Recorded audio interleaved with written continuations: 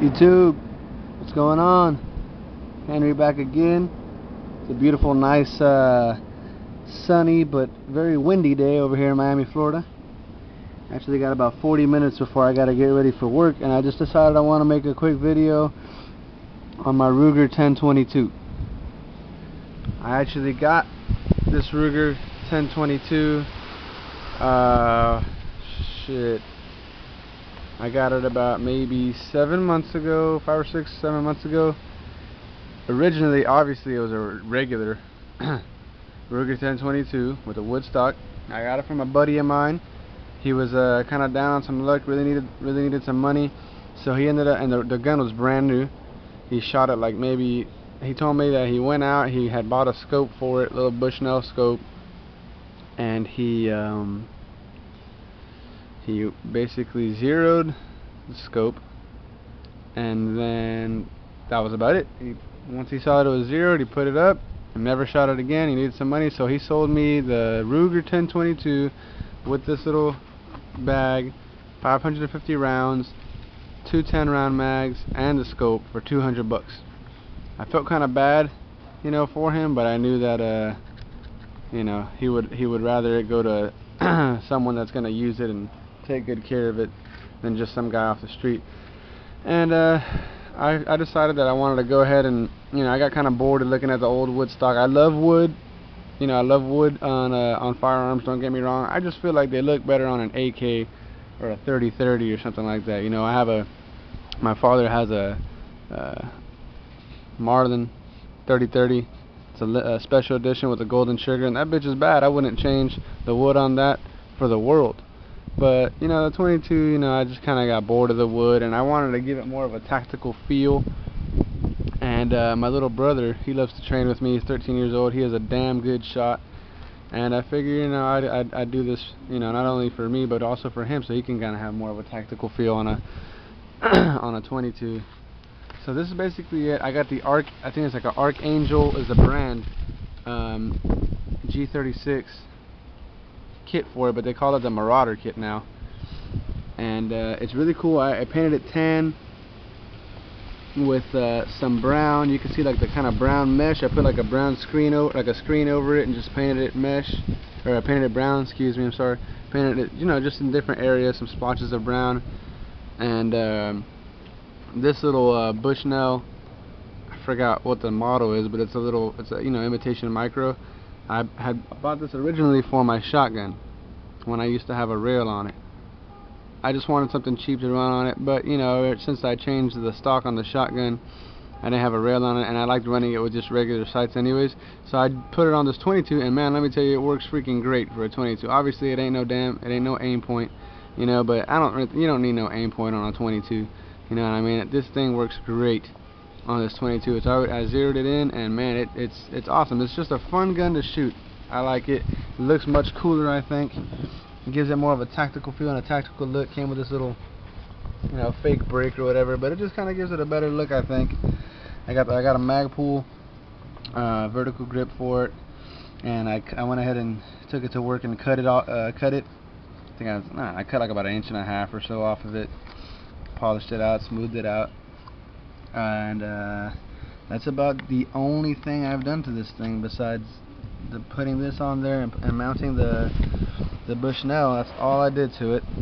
It's a really solid stock for the 1022.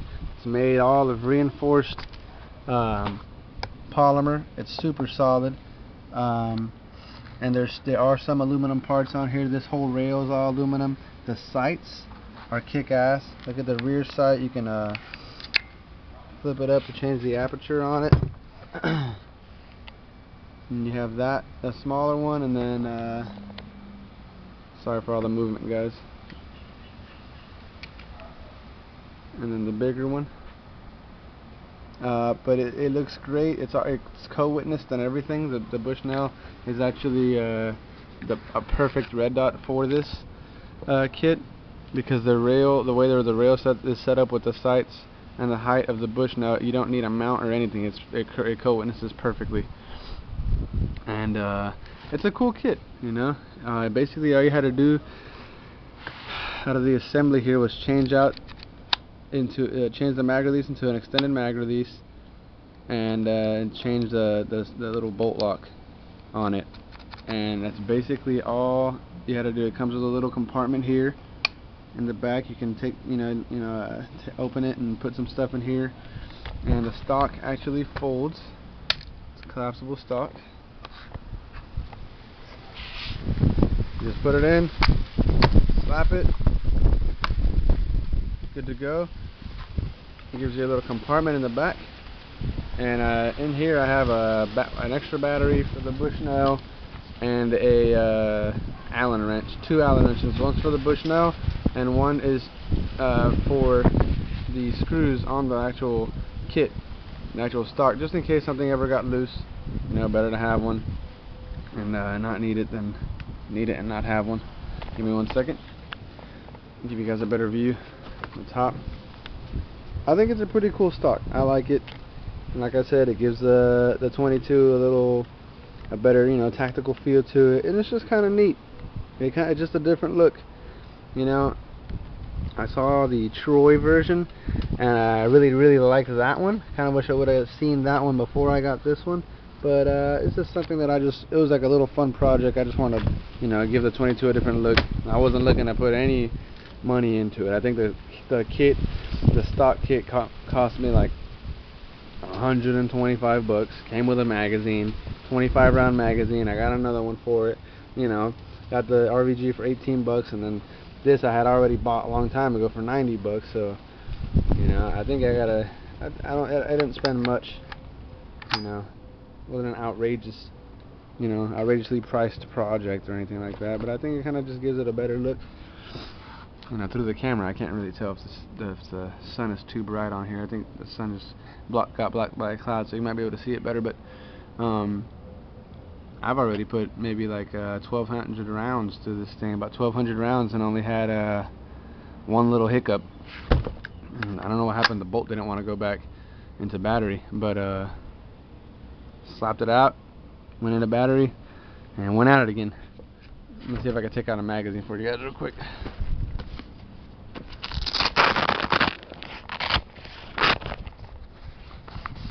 Came with this magazine, the Archangel mag. I went ahead and painted that as well.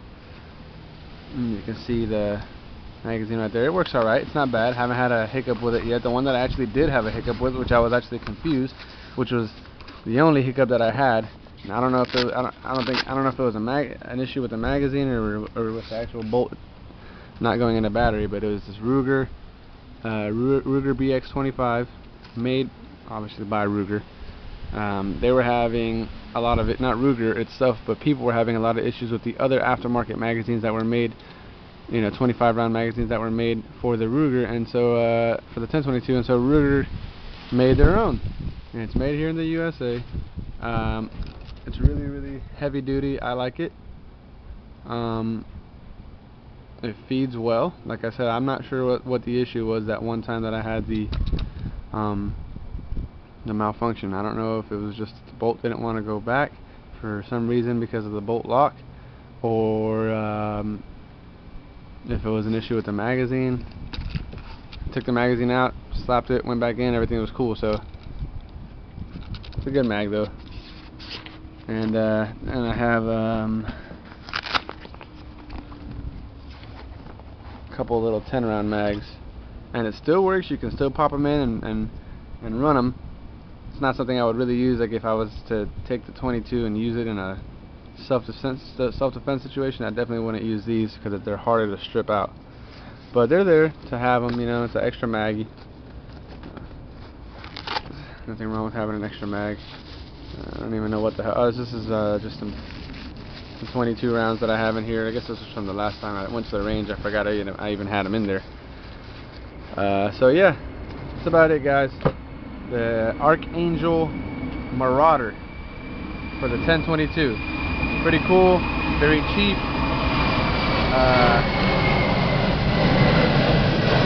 Sorry, there's a plane coming by.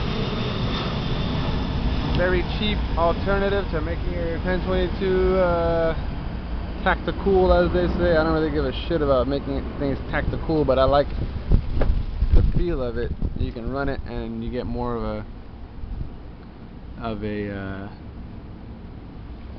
you know, tactical feel.